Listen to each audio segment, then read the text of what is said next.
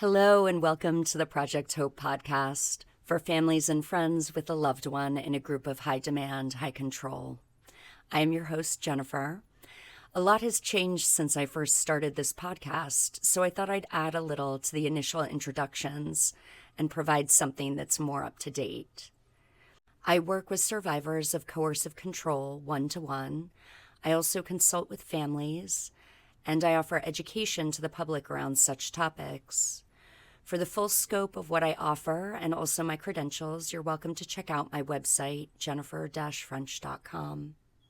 I have a master's in the psychology of coercive control, and as of August 2024, I've been accepted into a PhD program called Psychology, Policy, and Law, and I'll have a specialty in either criminal behavior or forensic victimology.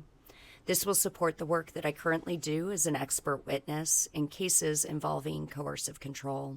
The Project Hope podcast has provided such an amazing opportunity for me to meet many wonderful people, survivors, experts, family members, and it's truly a pleasure to meet each one of these individuals you will hear from.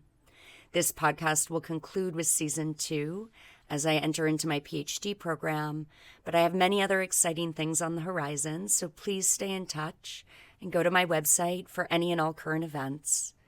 Thanks to all of you who listen to Project Hope and care about this community.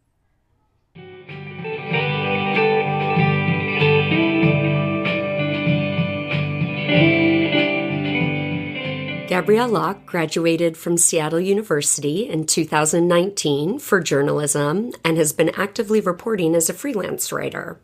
She is currently getting her master's degree in clinical mental health counseling as she feels called to bring others healing. She lives in Seattle, Washington with her parents and 2 sisters close by.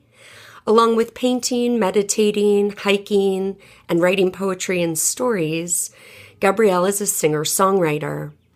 She started going by the stage name Goldi when she joined the record label Witchwood Music, and she has released 2 songs available on Apple Music and Spotify. You can find her music by searching witchwoodmusic.com/Goldi or by going to her public Instagram page, goldi.locke. And of course, all those links will be in the podcast notes.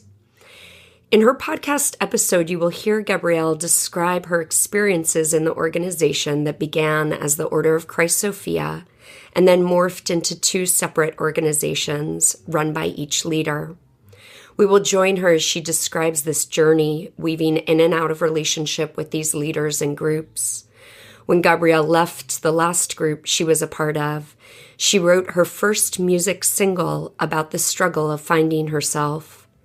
In this song, she says, "I want to know who I am," and "sometimes I don't feel right in my skin." This song is about the beginning of her liberation, and I can say that I am so very honored that Gabrielle has trusted me and this audience with her story and a view through this window of liberation.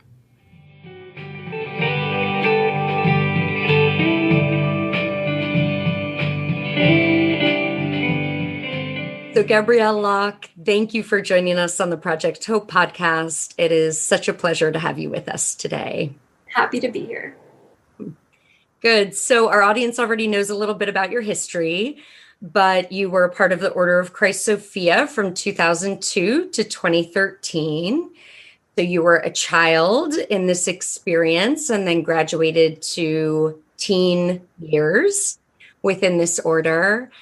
And just wondering if we can begin by you telling me a little bit about that kind of transition for you and just your experience as a child and then transitioning into that teen time in that experience and group.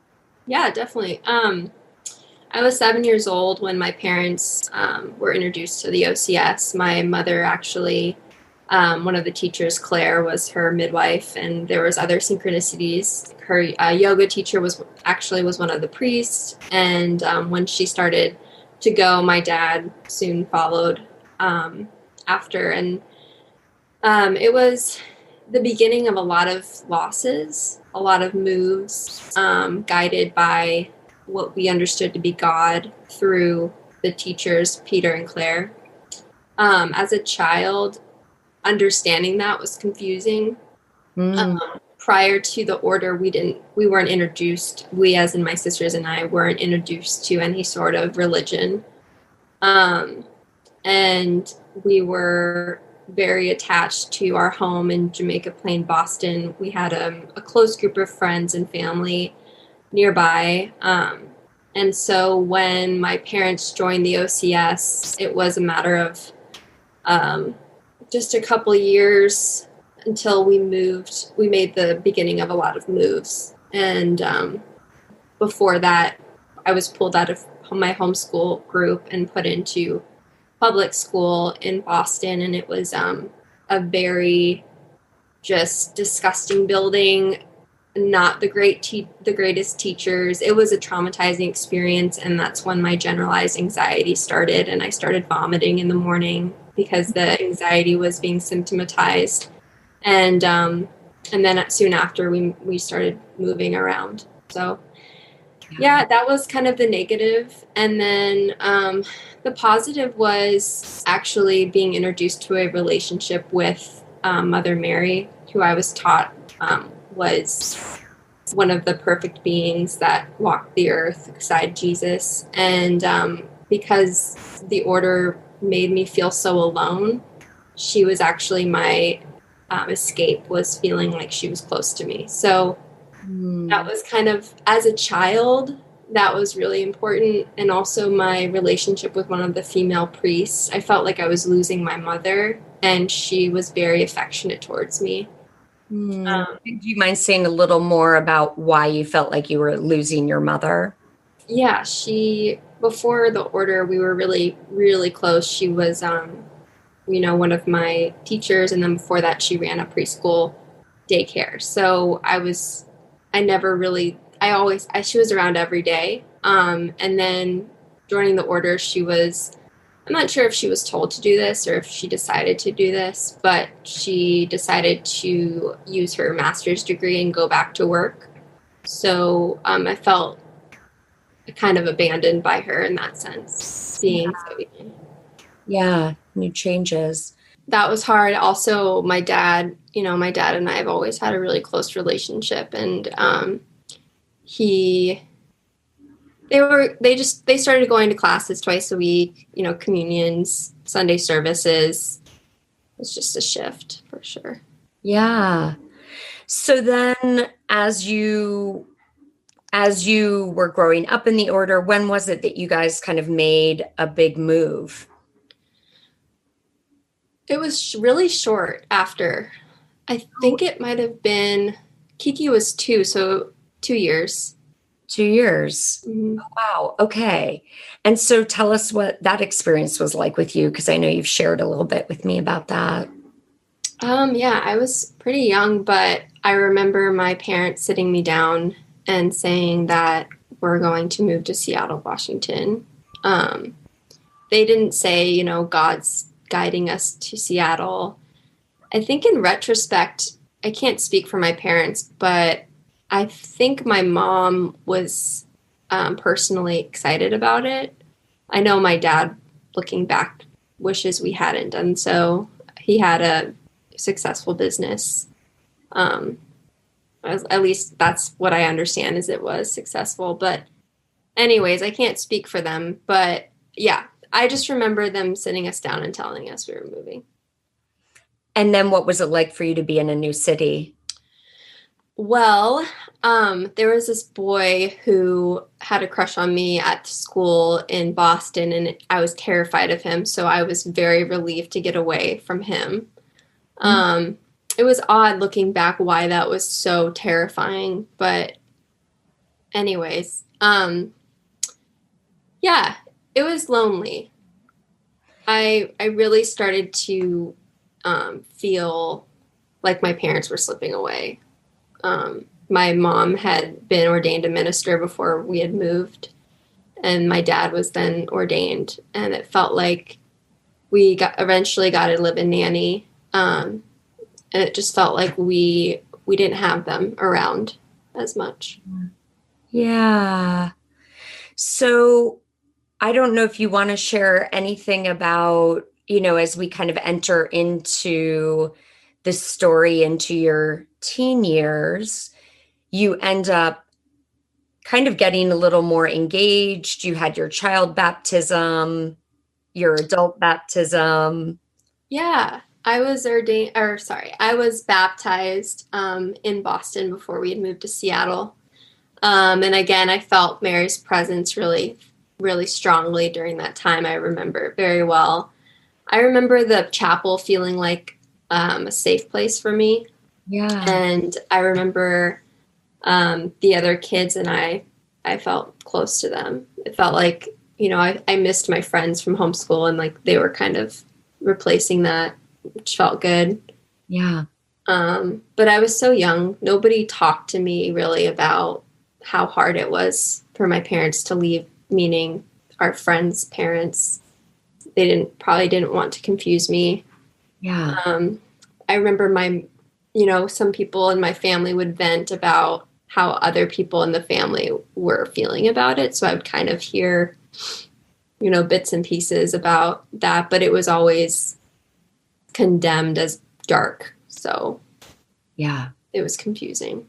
That kind of other people or those who were not a part of the order and of that group were dark. Yeah. Yeah. So you were getting those messages even then. Yeah. 100%.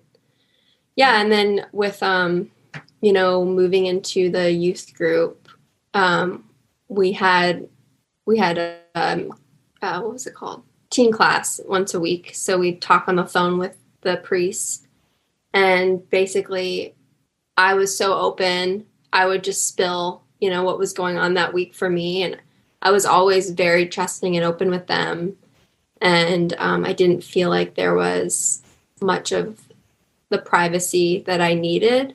Looking back, everything was, at least, I thought that at one point I thought the teachers, Peter and Claire, were mind readers, but then I realized that they were, being told the things I was sharing. And it was always if they didn't know how to counsel me, they would go to them. Right. But, there weren't any boundaries around it. And what I needed was a confidential professional therapist who could help me with the transitions that were happening around me. It was also confusing having priests be my counselors because they were so close with my parents as priests. At this point, my parents had been ordained priests. And so it felt like I wasn't allowed to talk about how hard it was for them to be priests. And people in the order, community members, would always kind of put me and my sisters on this pedestal of being raised in such a beautiful order with parents as priests. And I remember several times adults would say, "Oh, I wish my parents were priests." And deep down, I felt like, no, you don't, because they're no longer your parents, And that's something that was actually told to me by my mother. I was very angry. I was a very angry kid and I've always been very intense with my emotions. And I think what I really needed was, again, therapy. It was hard. The youth group was confusing. We were talked about sex. We were told, how to be safe during sex. The celibacy vow took every year, New Year's Eve. Everything, the celibacy vow itself was a choice, but if you said no, then you were asked to look at why. Yeah. So it was always, there wasn't a no until it was a yes. And it was under the umbrella of being conscious. But as I'm learning as an adult is that boundaries are very clear. It's yes or no. And you feel it in your body, whether it's a yes or a no. Yes. And it was always a no for me with the celibacy vow. Yeah. And, and looking back, there was never really a safe question or questioning, I guess, of, from my parents of why I was acting out the way I was acting out, or, hey, Peter and Claire are not perfect. They're people. And they guide us in our decisions. Like, there was no grounding conversation around the transitions that were happening in our family. Yeah. It was more of just my mom was suddenly taking this authoritative role as my parent. And, looking back, I know that was Peter's influence. Yeah. Yes. And so, right, it's like now you're being raised in this whole new mindset and structure. And I like to refer to it as kind of like these silent rules, even though it's being spoken that you have the freedom to make your own choice around the celibacy, for example. It's such a nice example of sort of those subtleties, that the message is clearly communicated, that you have the freedom to choose, and yet underneath, you're basically being given the message that you're not making the spiritually evolved choice if you aren't accepting the celibacy vow. Right. And at this point, you're how old? Well, I was 11 or 12 years old. Yeah. The first round of celibacy vows. And then, right. Yeah. The order structure and my family structure were infused as one. And that was not the case for other families, at least not as much as it was for me when I speak with other kids about it. I don't know why that is. My mom, she was diehard, one of the favorite priests from the teachers. Maybe that had something to do with it. But I can't really explain why, but that's how it felt to me. It felt like the order structure and the family structure were meshed into one, and there were rules around that, and also just the things like Peter never said he didn't know when you asked him a question. So he would just tell you something like there were other planets with human beings on them. Yeah. Validated from Peter. At 14 years old, your karma is yours. And then before that, he taught me that it was from my karma in a past life. So it was always my fault. Whatever trauma I went through, it was on my soul. Yeah. And anything that happened to me was God, I was bringing to me. So if I was sick, I was feeling sorry for myself. If I got in a car accident, God was teaching me that I need to be more disciplined in a certain area. And I need to go look at that to figure out what it is. And that came later, we'll talk about it. But that started as a teen because my youth ministers were his students. Yeah. Mm-hmm. Yeah. And I found it interesting that you even used the term, I can't remember now if it was in this discussion or when we were talking prior to this, that you were being groomed. Mm-hmm. And so there was kind of this slow and then all-encompassing indoctrination into this whole belief system that was being superimposed even into your family unit. Mm-hmm. Yeah. Yeah. And, I can't help myself but say, the youth ministers, in some sense, they really saved my life. I was deeply depressed and I felt like I couldn't tell anyone. I don't think they knew either, but their constant checking in with me and, having I think that they had my best interest at heart. But they were, again, I didn't choose to have outside parents. I didn't choose Peter or Claire or any of it. And they did. They chose to listen to other people and they chose to sort of raise me in a sense. And my parents were okay with that. And that was even communicated to you, right? And none of it was communicated to me. But it was communicated to you in terms of your relationship with your mother, right? Didn't you mention that? Yes, that was communicated to me. Yeah. So it was trapping. I felt trapped when starting from one of my escapes. I started not to feel safe at home after my parents divorced. I And remember what happened in the timeline? when I turned 14. Okay. So we had been living in Seattle, Washington from early 2000s. And then we were living in Seattle early 2000s. And then just 3 years later, my parents sat us down as priests and said, we're moving to Charlotte, North Carolina to start a center of light within the OCS, Order of Christ Sophia. And it felt like people celebrated it in the order. They were like, you guys are awesome, following your mission. It felt like, I was like, yeah, like I have purpose. This is going to be good. And I was also completely wrecked from it. And a lot of my processing through that move was with the ministers or the priest in the youth group. Yeah. So I remember we did blessing groups with the teens, where a blessing group is when you ask for a blessing and then everyone puts their hands on appropriate parts of your body. It's very clean. And the priest puts their hand on your head and says a prayer to Jesus and Mary, and everyone shares what they see and feel.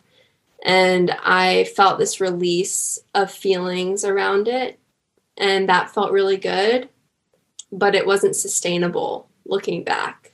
Yeah. In their eyes, they're like, good for you for working through that next page. Yeah. What's the next thing you're going to work on? And to me, I was like, I did it, brushed it under the rug, but really it was hard. Moving to Charlotte, my parents made it fun. We did the road trip and went to Disney World, and we made some good friends. But once we were established into the center, once we had moved into the right home where it would have enough room for a chapel and so on, it didn't because feel just like for the audience, your house was the center that had a chapel and hosted events, and that was kind of the hub of where everything was taking place. Yeah, prior to the house being the center of light, it was a lawyer's office. So it was zoned. It was a business zoned home. It had a parking lot. We built out this chapel from the garage. We built out the house. And it's just slowly became, it didn't feel like home. Especially after my dad moved away, or after my parents split up. Pictures of Peter and Claire were put on the walls. Other ministers moved in. Yeah. My mom was like the leader, like dinners didn't feel like family dinners anymore. She was teaching us and teaching them. Yeah. And when my dad left, when my dad left, Peter sat me down and told me that my dad is dark and that, I can't trust him anymore, but I can trust Peter. And so my mom trusted Peter. My mom trusted Peter with her children's life and livelihood and well-being. And she trusted Peter with her life. She really did. And so I just followed suit. I thought that was the right thing to do. But to cope with all of this, I found security in relationships. Yeah. Looking back, they weren't the best relationships, but being like cuddled by a guy and having a different house to hang out at and, kissing and feeling that intimacy, it was like I craved it. And the priest did not approve of that at all. And I eventually had sex as a teenager, and Peter would make fun of me about that often. He would say, like, when are you going to choose me? Was his phrase that he used a lot with me. So that was my title. I was the girl that was obsessed with guys. And I thought that was a problem. Slapped on you. That was it. As the persona. Yeah. Okay. So in teen retreats, I had to look at, why am I so attached to my boyfriend? And, I remember sitting in a blessing group and asking that I be relieved of the burden of being attached to guys. Yeah. When looking back, it should have been, what's going on? Is it hard for you that your dad left? Is Peter replacing your dad hurting you? Like, what do you need? Yeah.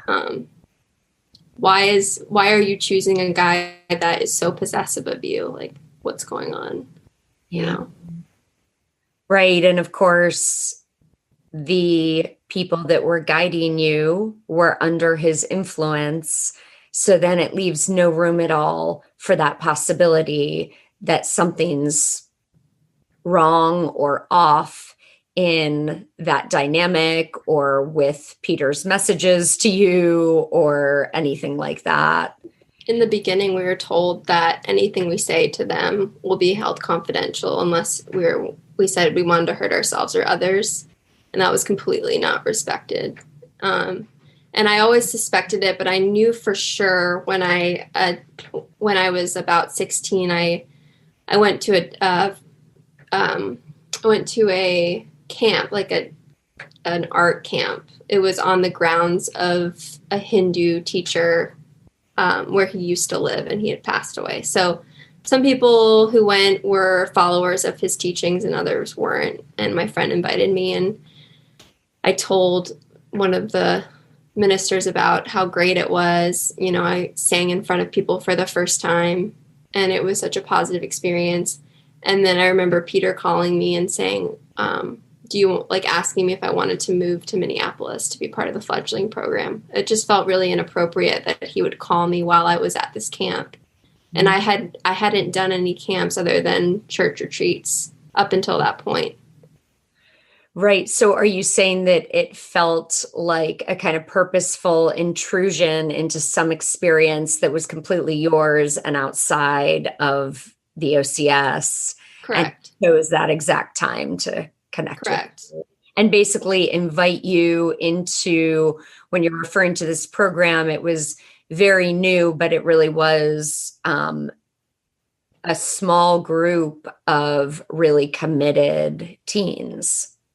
Yeah, correct. And so did that entail you actually moving yet, or was that it did? Mm-hmm. Okay. Yeah. I decided I'd move into the fledgling program, move to Minneapolis, Minnesota at 16 years old. Leaving, I was in a pretty healthy, I'd say, relationship, 16. But I left that behind and I moved to Minneapolis.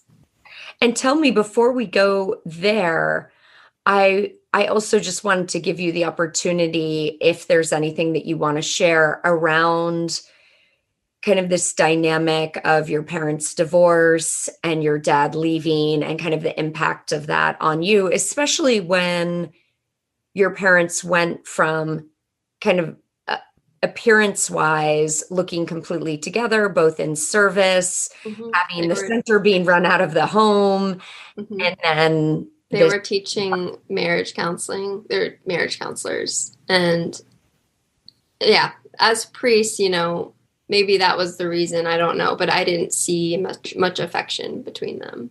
Yeah. And so what I'm really curious about is, was any of that explained to you? Did you have a good grasp on, what was going on and your father not living with you guys? And I don't remember my mom talking to me about it. I remember talking to my ministers, the priest about it, and Peter about it. I remember he left during a seminar. Like, Peter came up to give seminars. He would do that a couple of times a year, where he would teach, classes for a 3-day period. And I remember him saying, like, isn't it wrong that your dad isn't here to help with you guys? Your mom has to do this all on her own. Yeah. And I'm like, yeah, that is really messed up, and a lot of negative things were put on my dad after he left about how he didn't help out enough. He's absent. He's not emotionally available. So they're actually giving you specific examples and reinforcing this kind of message around the darkness. Yes, he was gentle. Like I remember one morning I forgot to make my bed. And that was a rule, you know, if you didn't make your bed, then you couldn't go out after school. Yeah. And so he snuck in my room and made my bed and told me, he's like, don't let it slide again, you know? So he always had my back in that sense, but it was scary. Like my mom completely took on this authoritative priest role. Yeah. And he was a priest too, but I didn't really feel that from him. So when he left, I felt like I didn't have anyone to really lean on almost, or like, you know, he continued to be to continue to do the same work, you know, the same work he did in Boston. He continued it, and it didn't, I don't know how to explain it. It didn't feel like he changed much. Yeah, it felt like he was following suit almost, which was confusing for me, but that was my perception as a teenager. And then I noticed he was really sad after he left. And when you're being told that he's of the darkness, and then he's also like really sad and not looking so well, and, you know, looking pale, drinking beer at night, like maybe 2 beers a night, like not that big, like whatever. But to me, I'm like, of the darkness. Validation. Yeah, exactly. Like validation. He's drinking. He looks sad. He probably wanted to protect us by not talking much to us about it. Yeah. He tried to, like, you know, find happiness in relationships, and then eventually things weren't working out for him and he moved away to Boston. At this point I was moving to Minneapolis, Minnesota to be part of the fledgling program, and he really talked to me like an adult. He just said, you know, I'm in debt. I can't find good work here and I'm not happy and I need to move. And in my 16-year-old mind, I was like, yeah, Dad, like, do it. I'm moving to the fledgling program. You know, I felt like this sense of like I kind of thought of myself as, you know, when you're in the order, you're this like privileged spiritual being or person. Yeah. And as a teenager, I felt the same way. I thought that I was above, you know, normal feelings. So the thought of feeling abandoned by my dad, it wasn't welcomed in my being at all. Like I just wanted to really cut and dry it and feel like I didn't need him, because that was supported by Peter's message. Yeah. And again, I didn't feel a lot of what I'm talking about is Peter, you know, like I didn't really have like, I want to say I didn't have a close relationship with Claire growing up and as a teen. Yeah. Yeah. It didn't, when she would come for seminars, like Peter talked to me like I was one of the other community members. So I respected it and liked him more. So I felt like he was treating me as an equal. Mm-hmm. Mm-hmm. Yeah. He was more influential on me for sure. Yeah. So tell me a little bit about that program for you. Sure. So I was only a part of it for a couple months. I worked at a sandwich shop, and I lived with other women in what is called a novice house, run by a priest woman.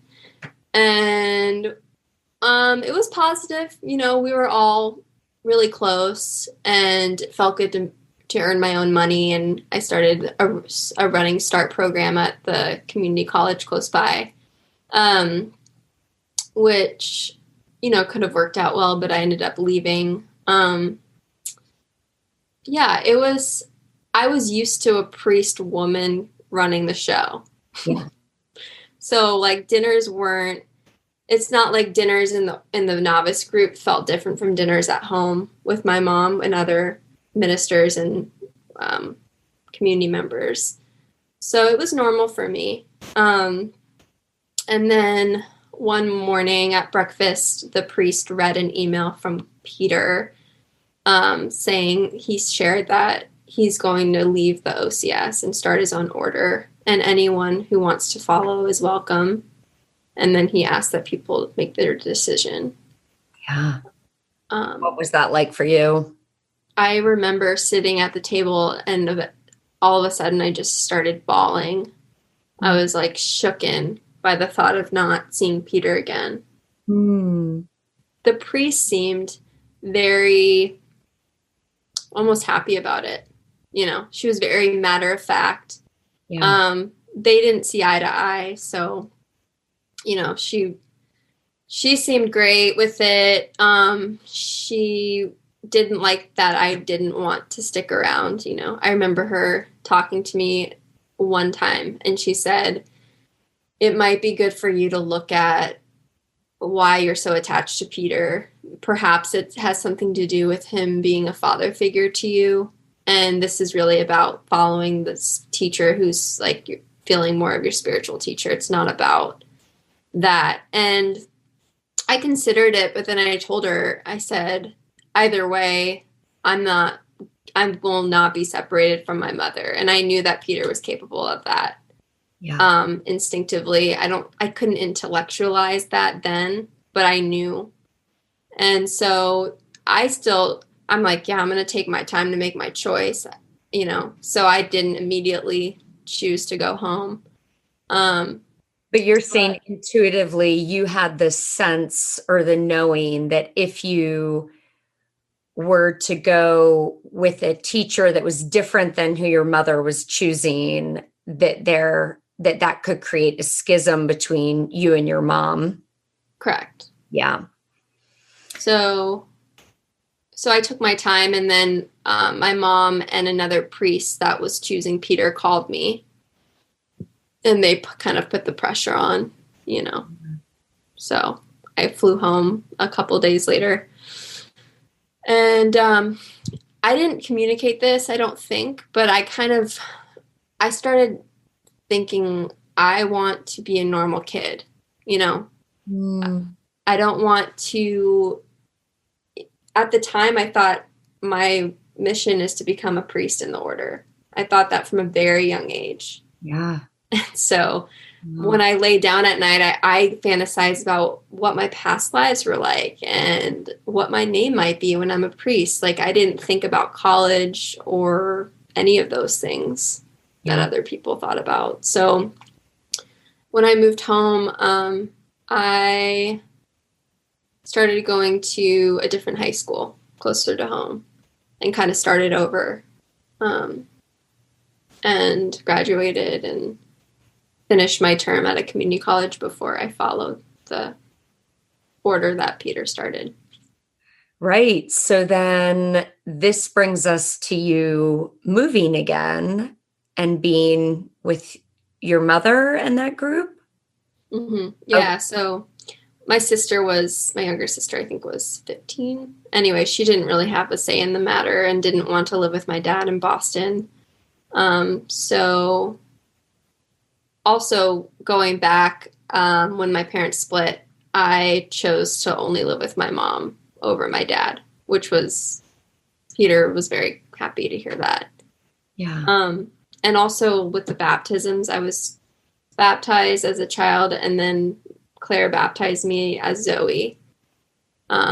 So it felt like, when people reach out to me from the past, like school colleagues and so on, I always know when we met based on what they call me. So like, hey, Zoe, again, I took everything really seriously. So I would change my name at school, and on Facebook, Yeah. So, but anyways, when we joined Peter's group, we first flew out to Chicago to kind of check it out, and my mom needed to meet with him a lot around the plan. And there was a lot of talk around the world not being safe and like it's time to start planning. Yeah. Peter had a getaway van, which I didn't ask any questions about. I just heard it through the grapevine. Wow. So this is, just to be clear, it's like end of the world messaging happening. Yeah, that was happening in Chicago. People were packing up, like it was time to leave. It was time to leave the city. And so we came back to Charlotte, and my mom told me that she's moving to Woodstock, Illinois with the rest of the community that had chosen Peter. And I said, okay, I'm going to finish my semester at the community college in Charlotte and join her afterwards. Yeah. I emailed him and I said, can I join? I was 18 at this point. So this was the first decision that I'd made as an adult in terms of the order. And he said, I will not reject you if you come. So I said, okay. Looking back, it wasn't like, yes. What did you make of that response? I was so thrilled. I was like, yeah, I thought of him as like the big dog, like I would go to him over. I was like, if he's the one teaching the priests, might as well just talk to him instead of have these middlemen. Like it felt like an honor that he wouldn't reject me. Yeah. In my 18-year-old brain. Yeah. It's just interesting. Conditioned from the order. It's such interesting language to use. It's not like I welcome and accept you. It's like, I'm just letting you know that I have rejection in mind, but I won't. Yes. Like very, like I withheld rejection from you. Yeah. You're welcome. Right. Yes. Exactly. Yeah. So after all the years of him asking me, I finally chose him. Yeah. Mm-hmm. Wow. Okay. So what the hell was that like? Well, leading up to moving there, I was living in the house that was once my home and once the center, I should say. Yeah. It hadn't sold yet. So I was living there, and to give you an idea, it was an old plantation home. It was ginormous. And so I was really lonely living there. Yeah. And I started partying a lot. And I was just, I was working 2 jobs, going to school, and then blowing off steam with my friends. And I didn't really feel a sense of family at all because I kind of felt like that was taken from me at a young age, but it was just visually gone. Like there was no one around. Yeah.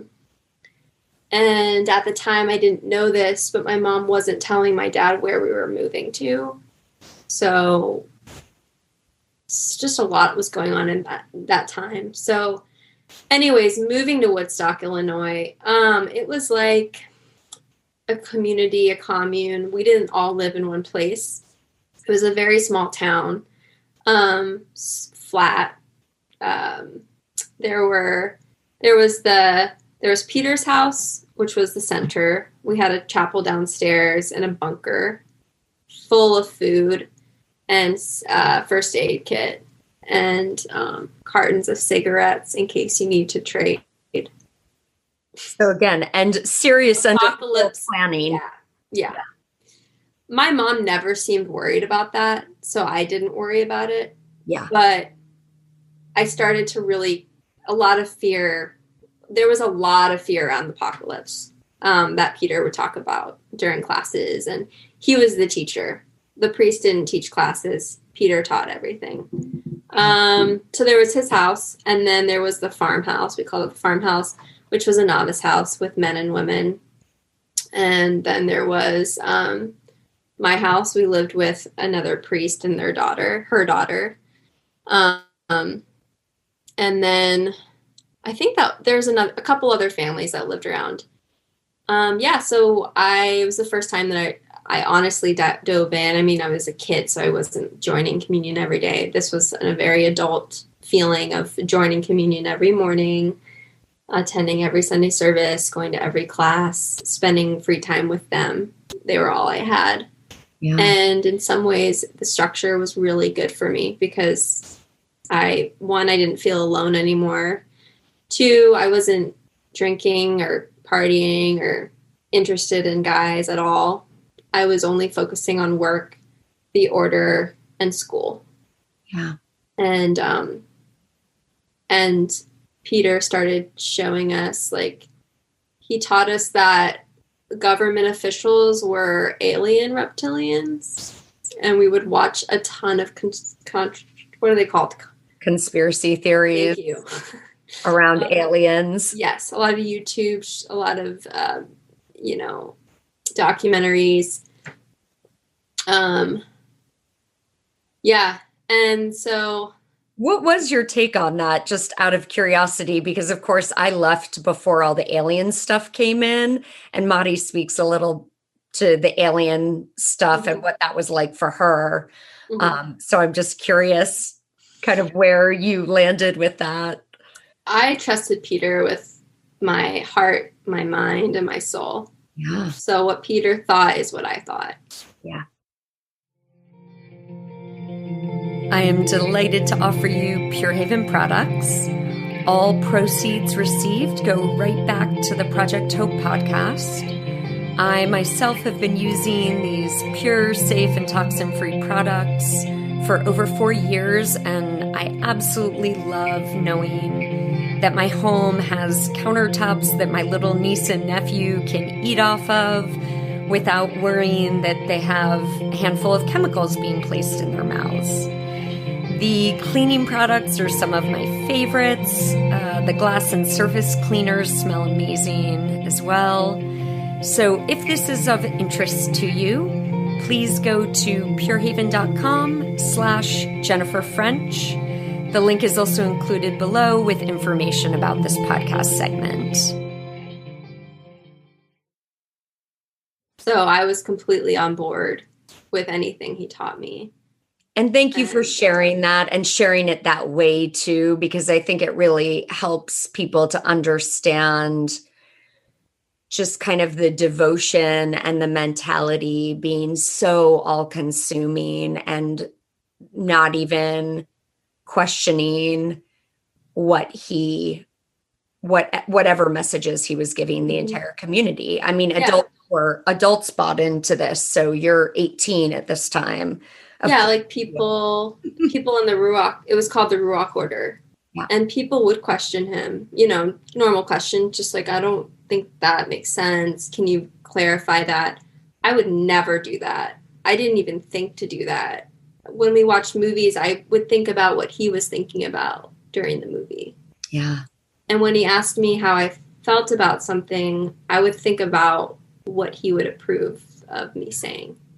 And anytime he asked me, okay, so for example, he wanted to change things up, right? Claire was super uptight. Claire was the reason for the youth group, which I had mixed feelings about at the time. He didn't approve of the celibacy vow, which I felt was shameful and shaming. And he felt like, people should receive guidance on their own. But that's not what he modeled in any way. Yeah. So anyway, he wanted to loosen up. He wouldn't wear his long purple garment anymore, and we had to call him by FP when we were in public. He was very paranoid that he was going to get in trouble for teaching us these conspiracy theories. Oh, yeah. So I was very paranoid too. Yeah. And something with his so proclaimed looseness around rules. He said rules are for 12-year-olds. But he instilled a lot of rules into my mind around like the rules of just being a soul on this earth and what that meant.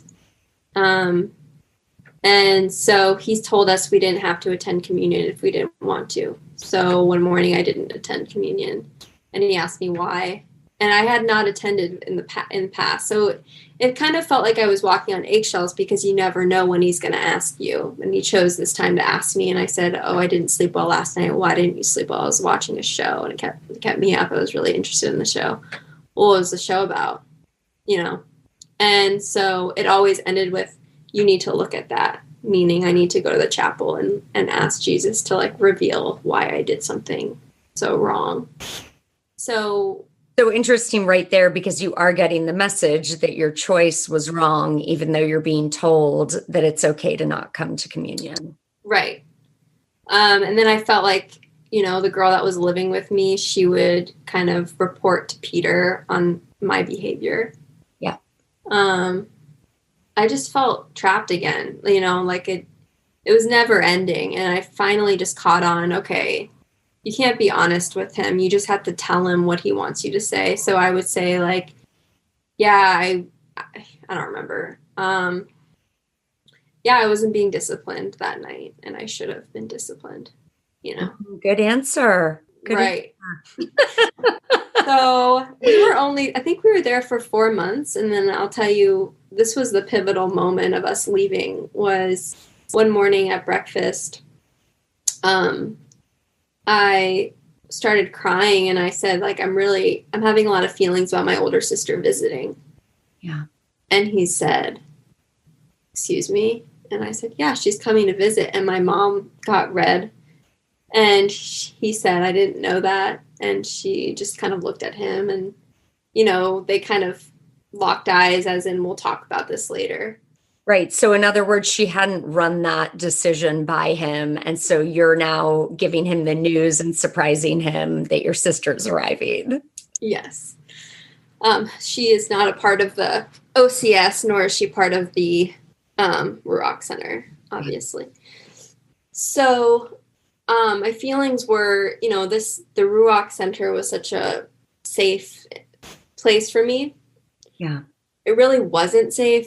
I was told the world was totally like bad shit crazy and that I needed to stay as close to Peter's hip as possible in order to be okay. Yeah. So the thought of her coming felt like an intrusion, and it was bringing up feelings of feeling inferior to her, just normal younger sister feelings, but they just were amplified. Yeah.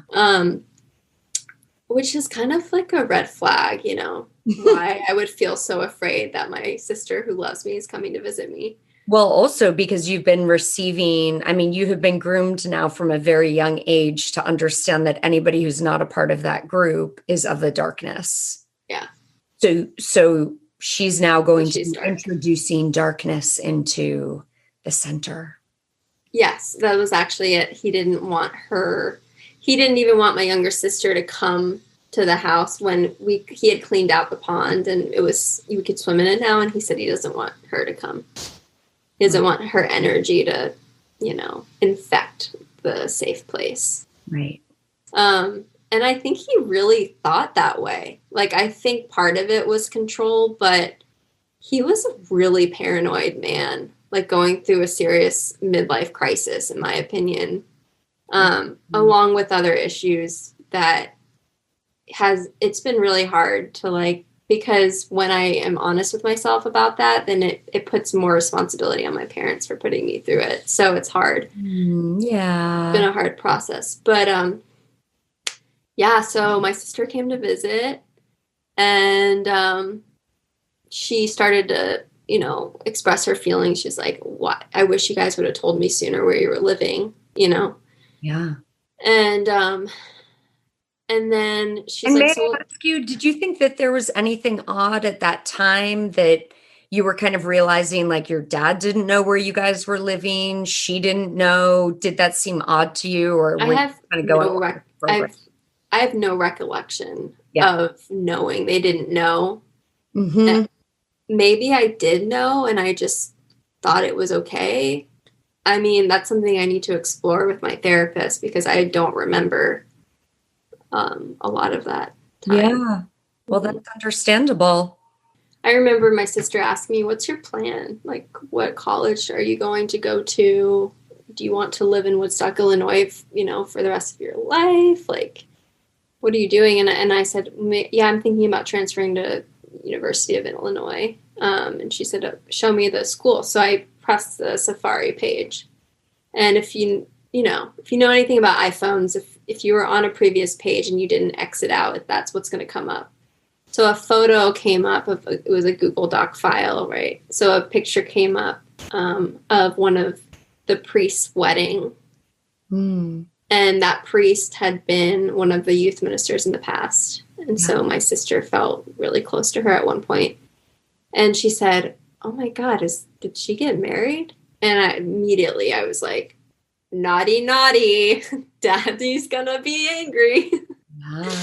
I was like, my stomach dropped and I just froze. And she, it was a picture of one of the guys in the group dancing. And then she grabbed it and she's like, is that so-and-so? And I was like, yeah, what's going on? Oh, I don't know. And then she goes like that, right? Flips it. And it's the picture of the priest. Yeah. And so. And explain to us why that would have been bad for her to even see. We were not allowed to have social media or contact with anybody who wasn't a part of the Ruach Center.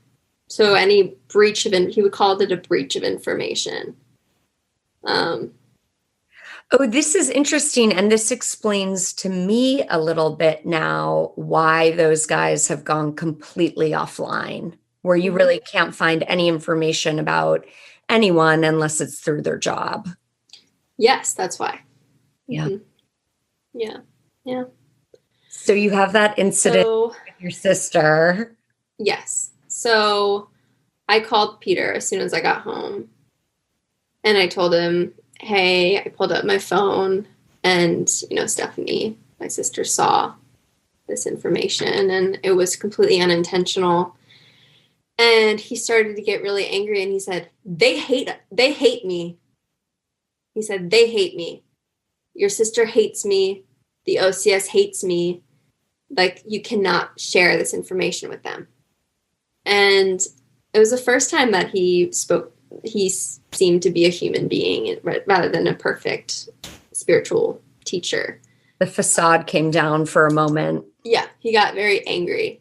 And I remember saying, Peter, Father Peter, I'm starting to become really defensive right now. So I think it's best that we just get off the phone. Yeah. And he said, what you did was a breach of boundaries. And I need, you need to, I can't remember if he said this on the phone or emailed me, but basically he said that you can't return to the center for 30 days. And during that time, you need to look at your boundary issues. Wow, that's quite a punishment and a rejection. Yeah, it was really hard. And so my mom was going every day, right, as a priest. And so I would ask, are they talking bad about me? What does he think about me? And she would always say, it's not that big of a deal. He just, you're just taking some space.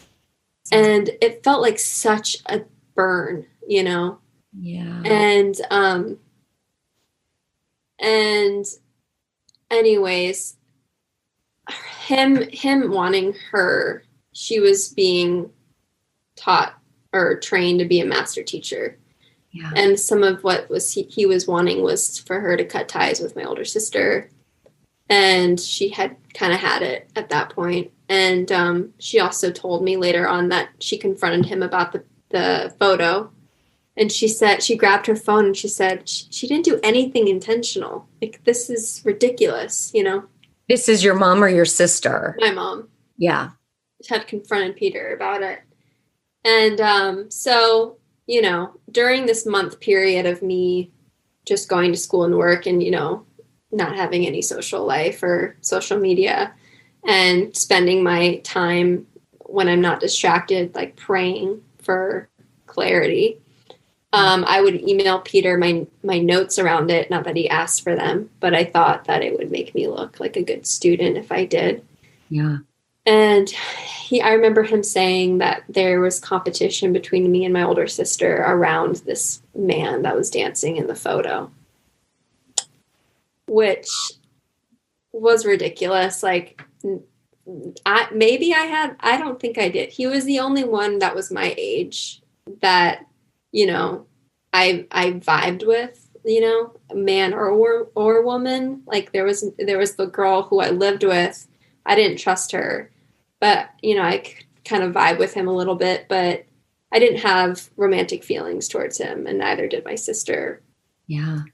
So that was a little bit confusing for me, but I believed it. So again, I would pray to Jesus. We had a chapel in our house, and I would pray to him to help me with that and just kind of write something that would, satisfy what he thought was true. Yeah. And then when my mom left, he emailed me and said, you're welcome to stay. Like, we can think of living arrangements for you. So-and-so has room at their house, and like, we're here for you. And can I ask you, just to back up for a second, so did your mother speak to you at all about the fact that she was about to make that decision, or how did you even find out? No, my mother's always been very private about her process, and she, I think it was wise for her not to let me in.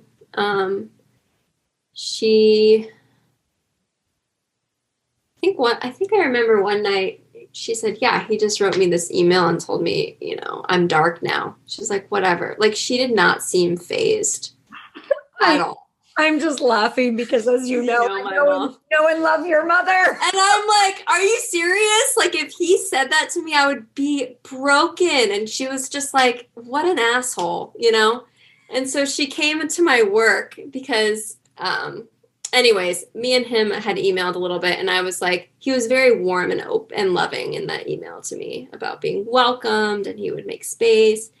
And I said, well, what if I stayed part of, there was, actually, this is devastating. There was a family, this woman had divorced her husband. I don't know if it was prior to the order or during, and then remarried it was an arranged marriage, married a minister, a priest, can't remember which one.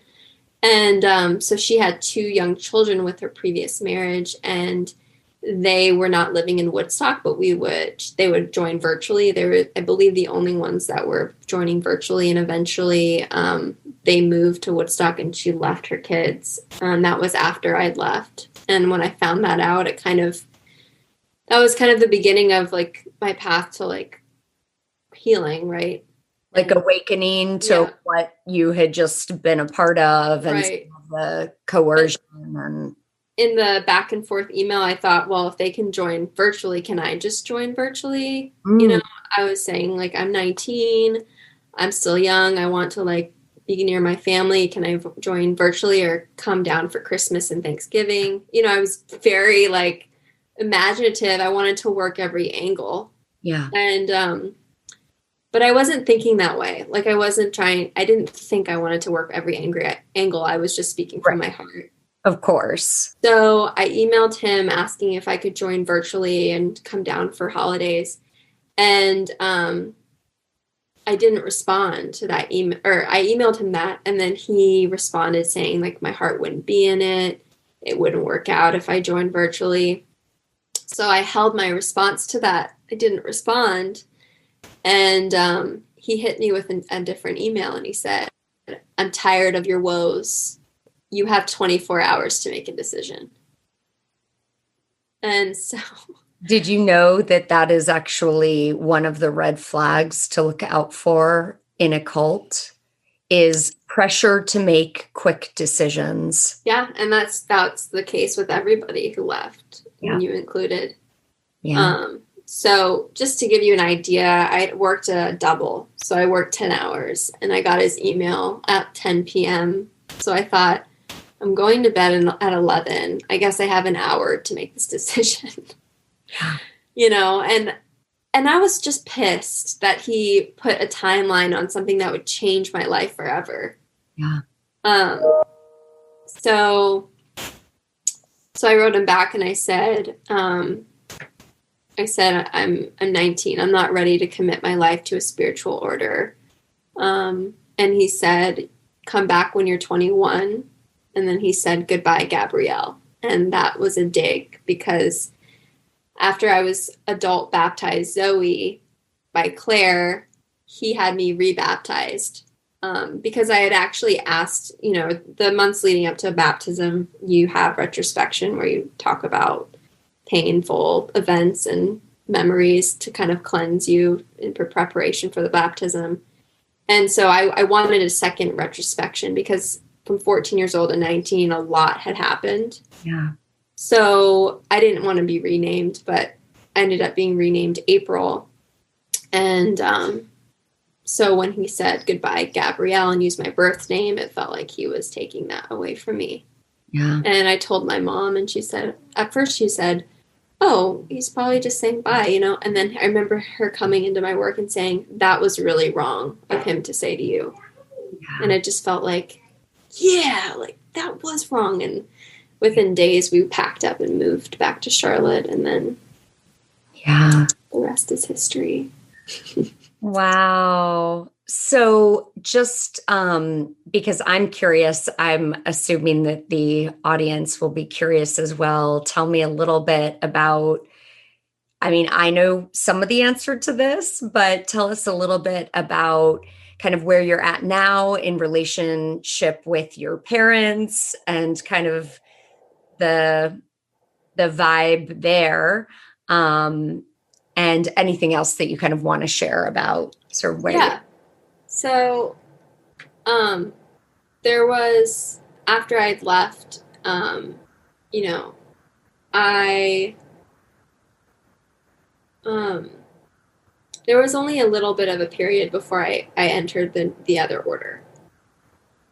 So right. So we talk about that. So you're going, yes. Okay. So now you've left and you're with your mom. And then let me ask you there, did you and your mother kind of process what had happened? Were you guys talking about that? Not really. Like when we moved back to Charlotte, I spent almost every day with friends. Yeah. And I remember her saying, like, what's up? Like, we just went through this big thing and you're spending so much time away from home. And I wasn't aware that it was a big deal at the time.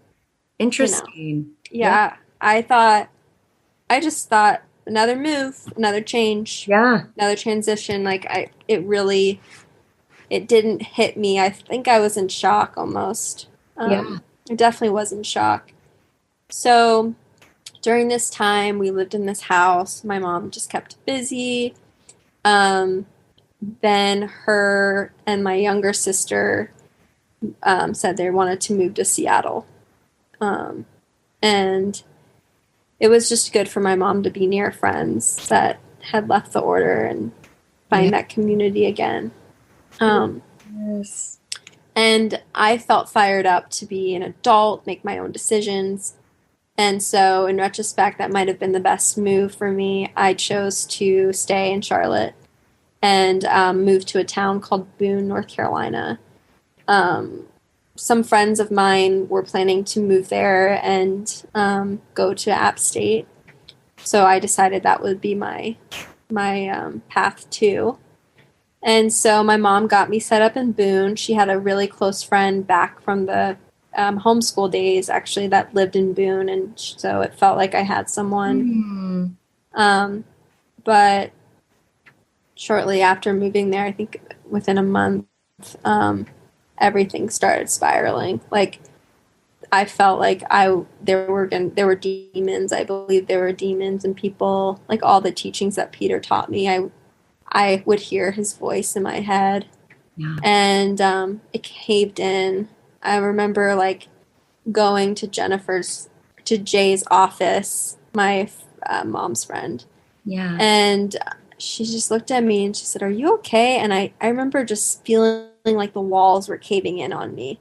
And previous to that, spending time in nature, like birds were not real. Like people were aliens. Like all those things just started becoming super like real for the first time. Wow. Whereas before I was like, whatever, I'm done with Peter. Like I have my friends, and the whole like fantasy that I was going to move there, we were going to be closer friends, and I was going to have a social life. That was hardly the truth. They, did their own thing, and I felt really lonely, and I was living with two guys who, were doing their own thing. There wasn't this intimate closeness that I was used to. Yeah. So anyways, my family friend brought me to the emergency room, and I was admitted to a inpatient hospital for psychiatric care. Yeah. And so that's what led me, or broke me, I guess, to moving to Seattle.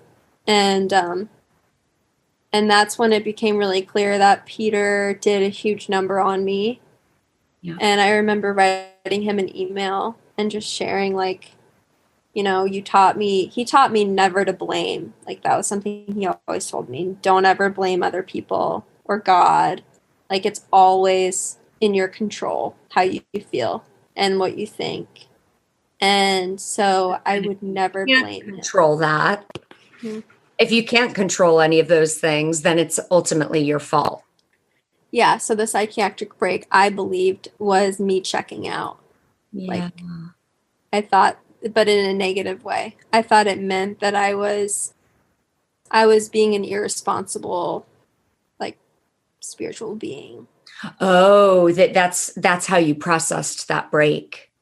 That's how I made sense of it in my head. I didn't tell anyone that, but it was very telling, like, Peter's conditioning, why I would think that. Absolutely. And so, yeah, so then I started to think, well, maybe it is partially his fault. But the pain of realizing that was too much, so I didn't really dive in. And yeah, I came out of the hospital and my mom took me to Seattle, and, I put on a ton of weight from the medication I was on. So anyway, I moved to Minneapolis, Minnesota to live with my older sister.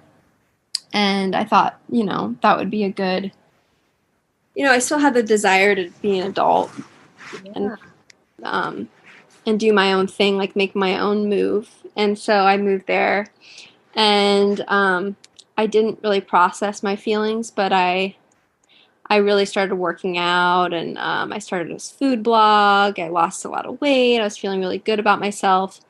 And then I started to feel like I needed a spiritual community. Like, I didn't know how to just live. Like, I needed to grow.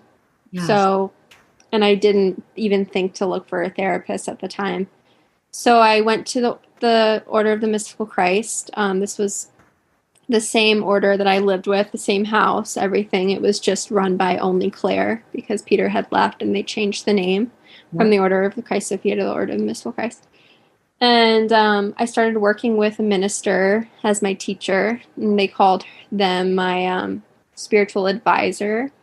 So the whole idea was similar to what Peter said, like, we're just going to guide you in your guidance. Like, we don't want to put that on you. And then I noticed, like, okay, these people aren't dark, I can trust them. So it was a positive experience with this minister. She was a little bit younger, and we had been friends. We had lived together in the past in the order.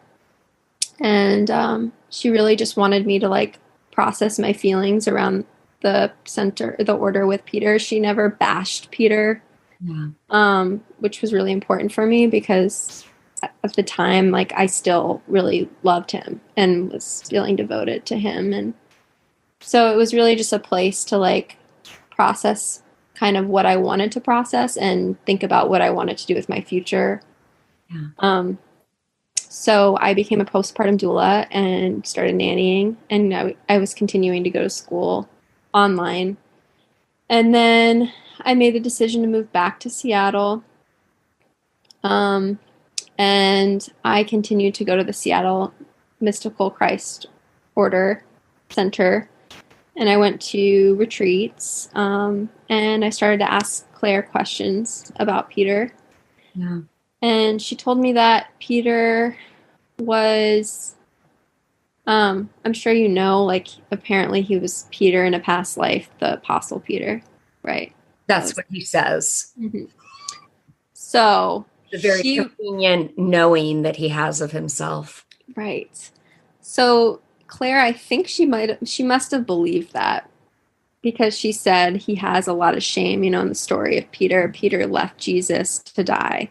Yeah. So she was saying, like, he's paranoid and has a lot of shame around, like, his past life. And basically, like, to have more compassion for Peter was her take on it. Yeah. Which I took on, right, as truth. But really, that was not what I needed at all. And I had some good experiences in the Order of the Mystical Christ. I felt the community, the closeness to Jesus and Mary again. I just I wanted to go by Gabrielle. Like I was just tired of it. And then within a couple of years, I started joining the minister class, and I started the questions that they had me ask around if I should be, ordained a minister or not. And I got no.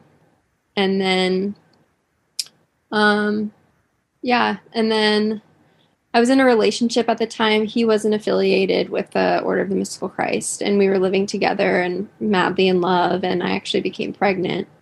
And I decided to have an abortion. I was a year away from graduating from college with a bachelor's in journalism, and it was just not the right time.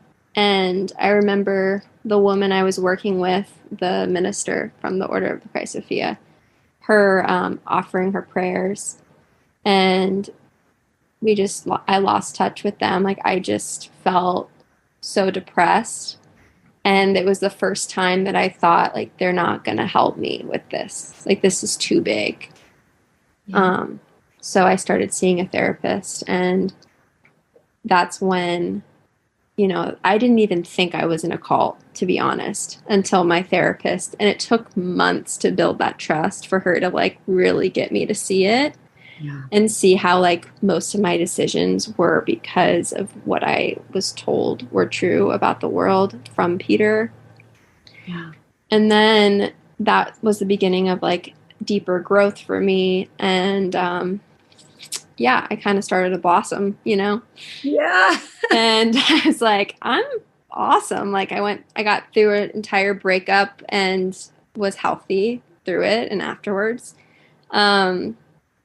I started to get angry and sad. And, it's taken, we left the cult when I was 19 and I'm 25. And it's taken 6 years for me to really share with my parents how that all affected me. And to hear them say, we take responsibility and we're sorry. Yeah. And that, I really needed to see all of these things and get really angry. And, I had a second mental breakdown. And it took all of that really to get my story clear. And my parents were totally loving and receptive. And, they're working on forgiving themselves for this entire thing, which I have compassion for. I have so much compassion for anyone that was in the OCS. But my thing is, I didn't choose it until I was 19. I chose to go to Peter's order. And, I don't hold the shame anymore for the priest's decisions and how, what they decided to listen to and how that negatively and even positively impacted my life. Like, I don't take any responsibility. I was putting a lot on my shoulders. Yeah. A lot on my shoulders. Yeah. Right. So much to sort through, so much to get clear about, and so many confusing messages, Yeah. Yeah. It takes a lot of work, and it is a whole different thing when you haven't chosen that experience, when it's what you learned. Different. Yeah. And there's people out there that they haven't been in a cult, they don't know who Peter is, and they still have the tools to, like, heal me and help me heal. And these people are educated counselors who work with people who have been in high controlled environments, who have been spiritually abused. And those are the people that I trust with my well-being. And the work never ends. Like, we're taught in the order, the work never ends. And I'm unpacking, like, the order. And I'm also believing that the work never ends. And, so there's a lot to sift through. Yeah. Well, I'm so grateful that you've been willing and willing to share with us, and so open about your experience and the effect that it's had on you, the control that you've taken. And also, really, it's sort of an amazing pitch that you made around there is a whole industry of people who are specifically trained to work with issues of coercive control, which spans cults, domestic violence, sex trafficking, gangs, and it's important for people to know that it was specialty. I think anyone that was hurt from the order should be in therapy for it, including the priests that were my youth ministers. Yeah. You know, even the one that's still in one of the orders, like everyone, you know, Claire's passed away. And I just know that there's spiritual abuse because no one's perfect. And anytime somebody assumes authority, spiritual authority, it's messy. And I have so much compassion for anybody who's struggling with that. And I really do hope that everyone gets help. I hope that, you know, even, you know, my parents are definitely doing their own process and I respect them for what that is. But yeah, I think that deep therapy is really the only way to move through the pain. Yeah, or maybe to move through it completely, thoroughly, and within kind of a certain time frame, you know, because I mean, I can just share personally that I received therapy when I got out. But the therapist that I chose had nothing to do with or knowledge of the subject matter around groups of high control, high demand. And so really, I didn't receive at all what I needed. And it's so interesting for me because although I educated myself through books, through any shows or anything that was on television or film that was around cult psychology, I definitely watched. And those things were really helpful for me to make connections in terms of my own process. But to be really transparent, you know, I'm in a master's program right now for the psychology of coercive control, along with others who are serving these communities. And I myself am having new realizations based on what I'm learning that I didn't even see or know about. And that is wild. I mean, I'm 9 years out. And there are things that I didn't know until now. God, yeah. It's journey. Painful. It's a journey. Yeah, and it's one that, you know, where one of the rules or teachings that we're told, or some people believe this, is that, and I know it's not just the teachers that believe this, is like you choose your parents, you know. Yeah. But it's like, by that logic, I was 7 years, you know, we were 7 years in. I didn't choose this, you know. And I just say that because I feel like there's so much freedom in saying that on a podcast. Say it again for us. I did not choose to be in a cult. Yeah. Right. And the decisions I made as an adult, I don't hold any shame for any of it. Yeah. And I have complete compassion on myself for trusting somebody because I didn't have anyone else to really go to. And the people that I did trust were taught by this person. So by that logic, he was the one to trust. And so I did a pretty damn good job of coping with the situation that I was in. You did. Very resourceful too. Yeah. It's amazing. And so the one last thing is just what is your relationship like with your parents now? Yeah, so my relationship with my parents is very close, honest, and constantly becoming more close and honest. So, you know, in my most recent mental breakdown that all this trauma has just taken a toll on me, they really came together as my parents and showed up for me and helped me with this process of becoming angry about my past and really like holding my hand and supporting me and saying, like, I remember my mom saying to me, she said, you need to get angry at me if you're going to move through this. And so just, you know, having that honest connection both of my parents has been huge. There's nothing that I feel like I am holding back from them about my experience. And there's nothing that they haven't shown trustworthy in being there for me. And it's taken some time. Yeah. But yeah, now I'm feeling like I'm starting to trust them again. My dad and I work on music together. He made the decision to move to Seattle, where all of us lives. And after, the abandonment I felt from him leaving, like he's really shown a ton of effort in mending that and showing up for me. Beautiful. Mm-hmm. Yeah. So we're all really close, and even my parents are they're civil. Like we'll go on vacations and, they'll both come and, so it really couldn't get better, and it's only getting better. And it's really beautiful. It is. Thank you so much for sharing your story with us. This is so beautiful. And I know people are going to get to see, your headshot in my social media post, but you're just a beautiful person inside and out. And I'm so grateful that you've just been willing to share so openly. I really think so many people will find this helpful. Yeah, thank you for giving me an opportunity to share. And I hope that my story does, comfort people. Yeah. Mm-hmm.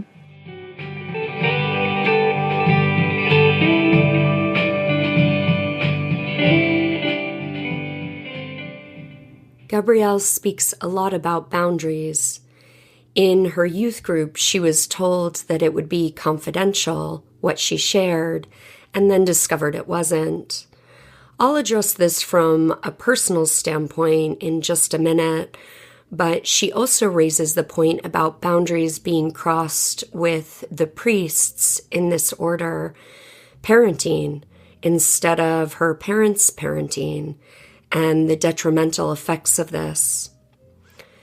In these groups, often so many boundaries get violated and then used.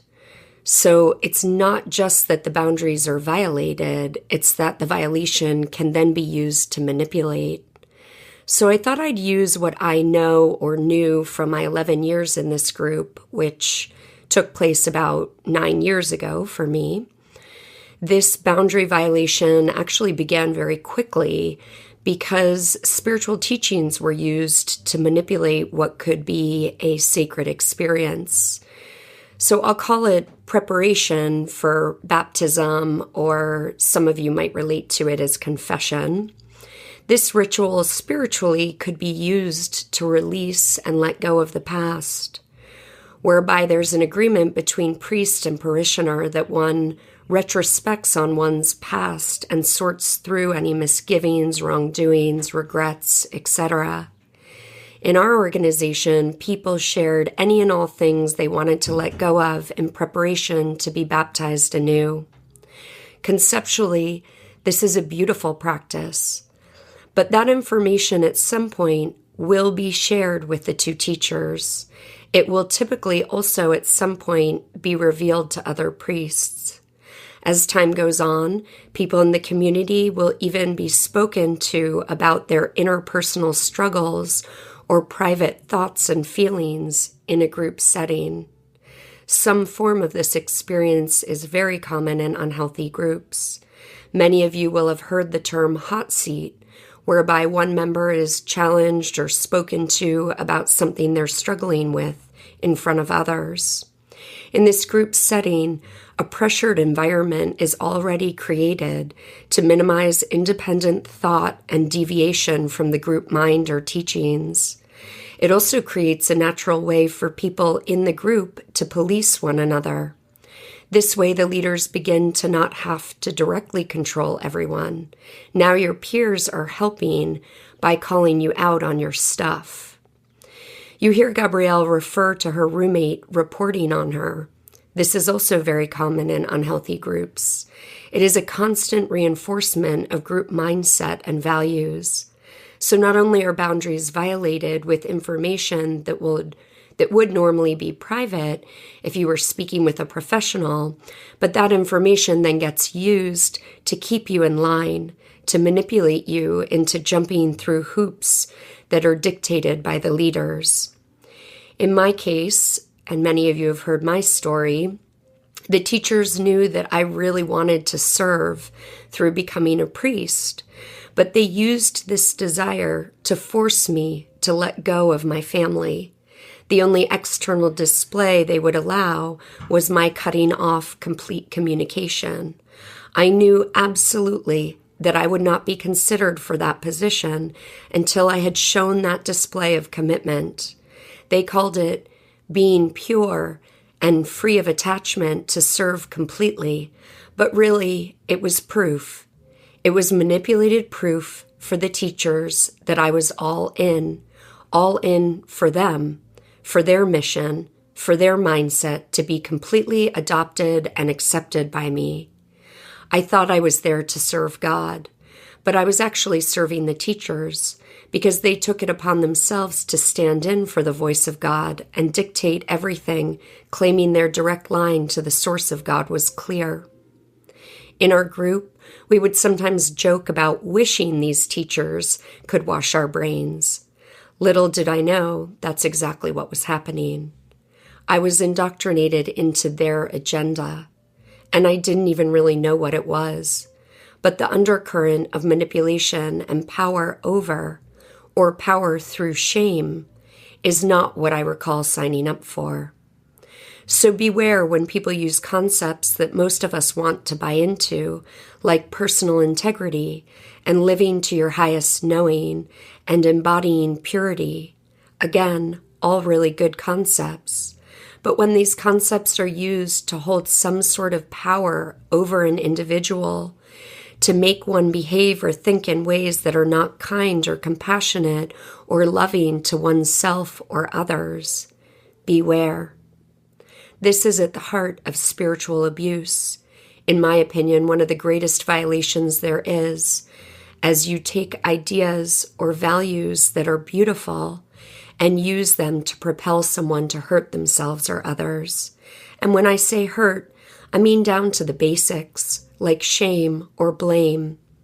But of course, spiritual abuse, unfortunately, includes other forms of abuse and many varietals of examples beyond my anecdotes. So just as a friendly reminder, please don't forget that there are people who are highly trained in working with these dynamics, so know that help is available. I know that the message to so many of us in groups of high control is to not seek therapy. The message I received specifically was not to ever speak to a cult-informed therapist because they were all haters of spirituality and religion. I can tell you this is just not true. And you can find an expert in this field who is a believer, a non-believer, atheist, humanist, deconstructionist, take your pick. And pay attention to your body and your feelings as you open to trusting someone. But I hope you do, and I hope that you enjoyed this podcast episode and Gabrielle's story. Such a gift.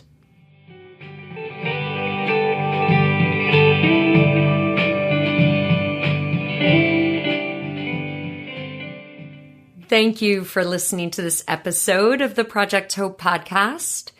If you enjoyed it, please feel free to subscribe and comment. You can always get in touch with me at jennifer-french.com. And please let me know any specific topics of interest. And of course, I'm always interested in your stories, whether you've left an organization of high demand, high control, or if you're an individual struggling with the knowing that someone you love is in such a situation. I am here for you. Think critically, take heart, and be free.